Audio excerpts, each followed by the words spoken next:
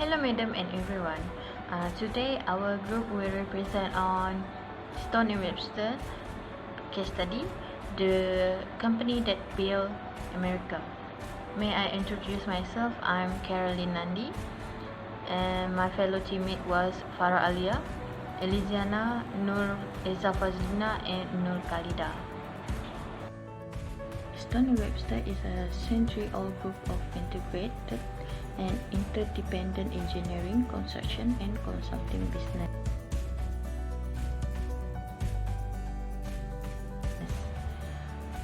Stone and Webster was founded in Boston and founded as an electrical testing lab and consulting firm by Charles S. Stone and Edwin S. Webster. Several years later, this company diversified into several niches of business such as building, construction, power plant, and engineering itself. Due to major number of projects, Stone and Webster decided to form their first subsidiary, named as Stone and Webster Engineering Corporation.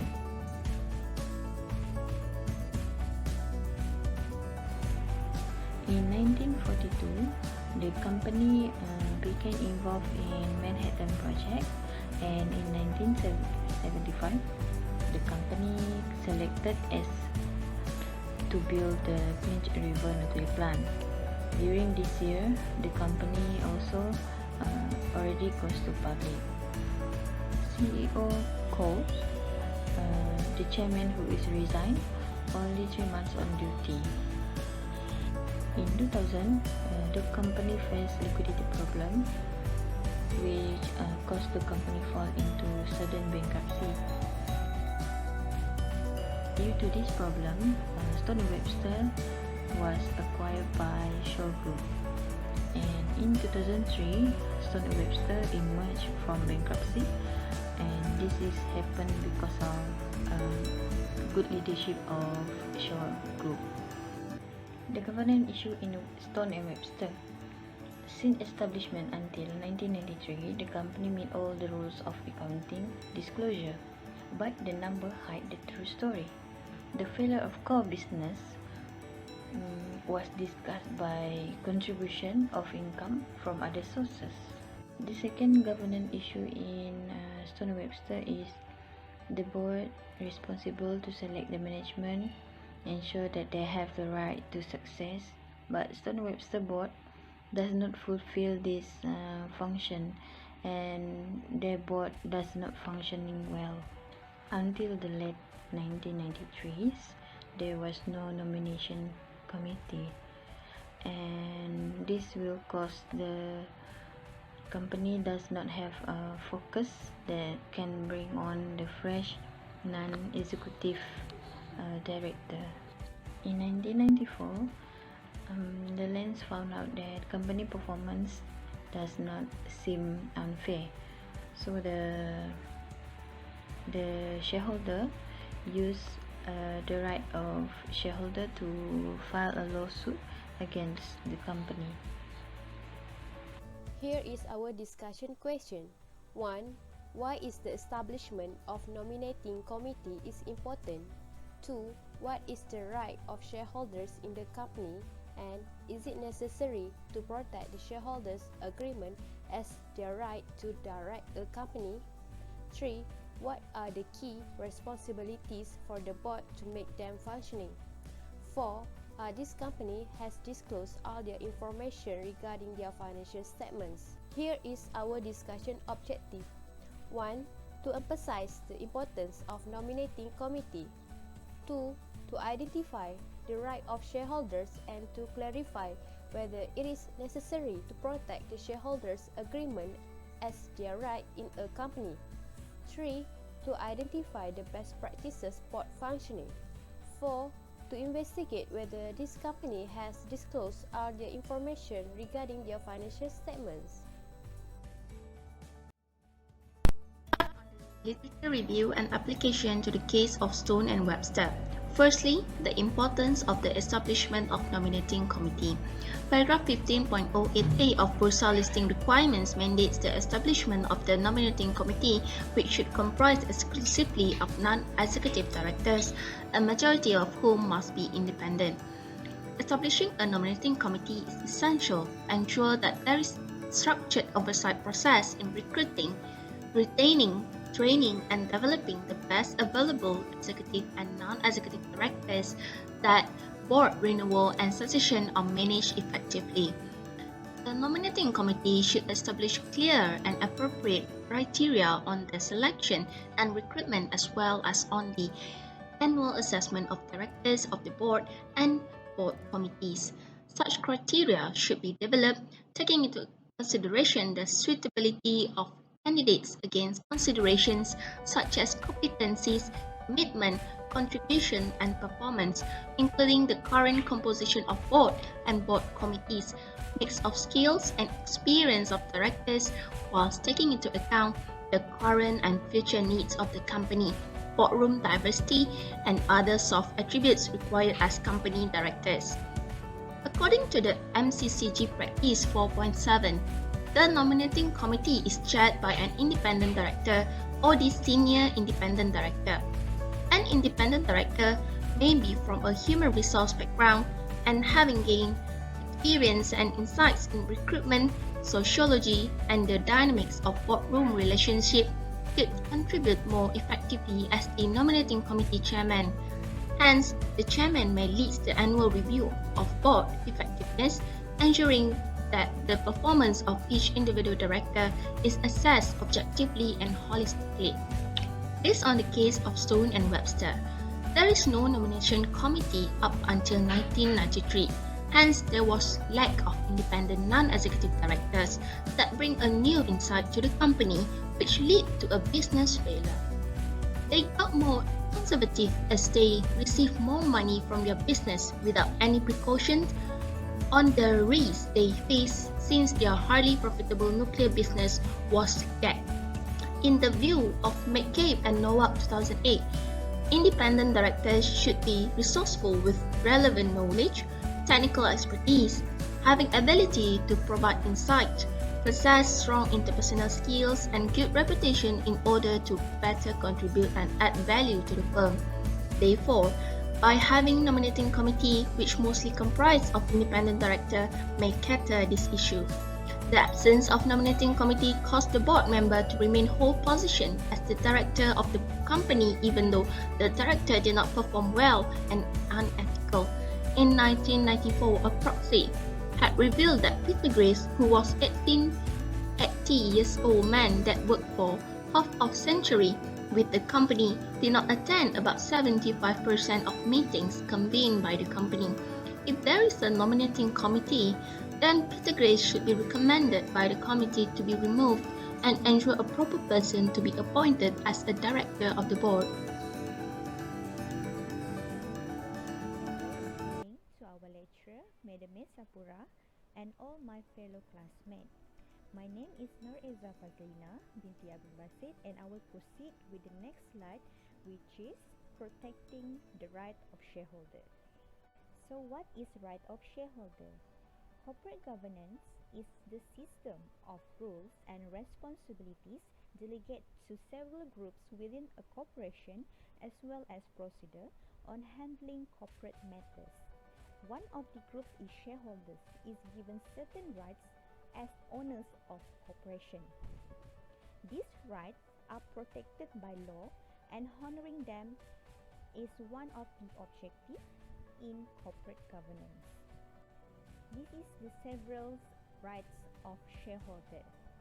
The first one, right to vote attached to the share, right to receive notice of meeting of the members, rights to appoint another person as proxy, to attend, participate, speak and vote at the meeting's member, right to question, discuss and make recommendation on the management of company, right to receive dividends declared by the company, right to apply the court to restrain the company, right to take an action against the company or directors, right to take or defend the action in the name of the company, and lastly, right to take the drastic step and petition to wind up the company. What is shareholder agreement? A shareholder agreement is an agreement involving all or some of the shareholders in a corporation as indicated by its name. It sets out the specific of relationship between the shareholders and the company's management. Shareholder agreements are related to shareholder control as well as shareholder protection. The way the business is managed also regulated by them. Shareholder agreement is used in tandem with Article of Association of the company. So why shareholder agreements are necessary? A shareholder agreement is an agreement between company shareholders that provides details on the rights, responsibilities, and privilege given to the shareholders of the company. It is also outlines how it is planned that business will be set up and run. Shareholders agreement also reduce the effect of any conflicts that could affect businesses by clarifying how such issues will be addressed, as well as offering a means for any potential disputes to be resolved. So next I will proceed with case analysis with literature review for right of shareholders. As for the case study, the Lance, shareholder of this company, wants to postpone the meeting because the company notice of meeting and financial statement to the shareholder were not properly reported. Although the records already available but not completed because the management was manipulating the financial statement. Then the company decided to postpone its annual meeting to allow a proxy contest or the appeal of no votes to the Board of Election. And lastly, as Lance found Stone and Webster performance unfair, Lance used the right as a shareholder to file the case asking the court to suspend Chess as an employee stock ownership plan ESOP trustee because it had refused to vote on the shares for the exclusive benefit of the employee members. At the end, Lance was successful in an effort to secure access to internal company documents. That's all from me. Thank you. Hi, my name is Nur Khalida binti Muhammad Katan and I will present the next discussion question. The discussion question is, what are the key responsibilities for the board to make them functioning? The objective is to identify the best practice board functioning. We move on to the literature review. As stated in practice 1.1 of MCCG of the board should set strategic aims, value and standard to ensure the company meets its objective and review management performance. While under Section 211 Subsection 1 of Company Act 2016 stated that the business and affairs of the company should be managed by or under direction of the board.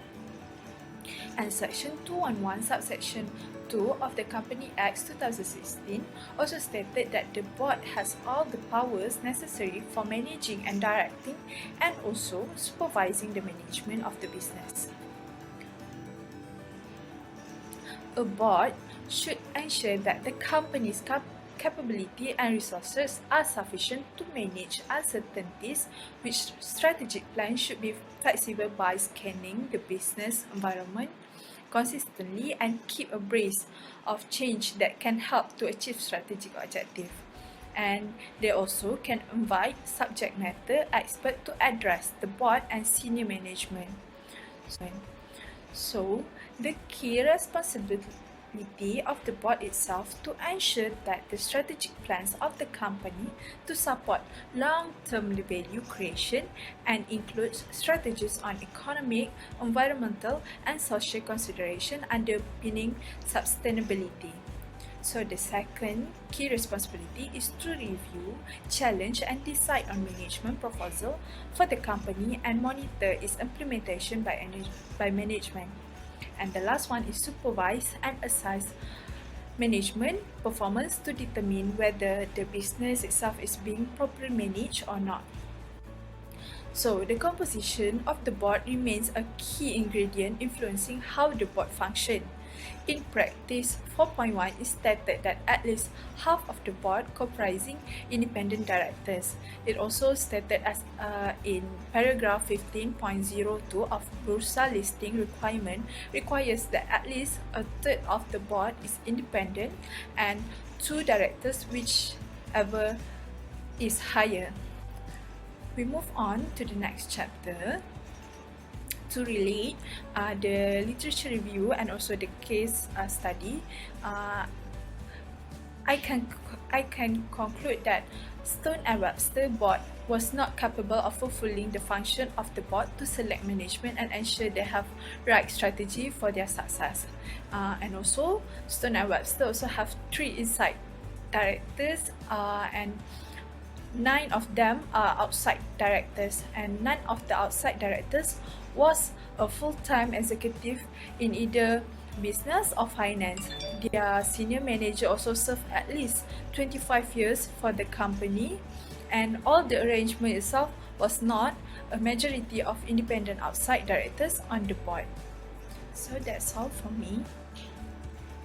For the literature review, a practice that relates with the accounting manipulation is by establishing audit committees, whereas their function is to have a thorough and detailed review about audit matters. Audit committee also have an ultimate responsibility in reviewing audit matters such as approving the annual report and financial statement before submission to the board. To relate with the laws or corporate governance practice, Malaysian Code on Corporate Governance (MCCG 2017) is highlight about the audit matters. In MCCG 2017, Principle B stated that the effective audit and management, whereas Practice 10.1, the audit committee should ensure that the internal audit function is effective and able to function independently. And for Practice 10.2 also relate with the effective audit and management, whereas the board should disclose whether the internal audit function is carried out in accordance with a recognized work. Okay, to relate with the Stone and Webster don't have audit committee. Because they don't have audit committee, the company manipulate the employees' benefit funds such as pension funds. The participant in the plan did not become completely vested until they had been workers for about 10 years. That means that they have been worked more than 10 years and a few jobs lasted that long. The account also did not stated a profit of 2 million, which was that it benefited from a pension fund surplus of $40 million in loans or 5% of the company's gross earning. The second is board duties. Subdivision 1 in Companies Act 2016 is highlight about financial statement and report, whereas it involved the section 245 and section 248. In section 245, subsection 1, subsection A of Companies Act 2016 is highlight about the account to be kept. This section stated that a company, the directors and managers of a company shall cause to be kept the accounting and other records to sufficiently explain the transaction and financial position of the company and enable true and fair profit or loss accounts and balance sheets that any document required to be attached there to be prepared. And in section 248 of Company Act 2016, it's highlighted about the director shall prepare financial statement, whereas it stated that the directors of every company shall prepare financial statement. From the case study of Stone and Webster, the director itself unable to keep the accounting financial position in true and fair manners, whereby they misuse of the pension fund for reducing operating expenses by a total of 101 million and makes the company loss of money. In the end, an effective leadership and good management system can lead to a better future of the company. This is what Shaw Group showed to us. 3 years after the acquisition, the Stone & Webster able to pay their debt and emerge from the bankruptcy. And Stone & Webster now become part of global leader with revenue 3.3 billion and still continue the businesses all across the world.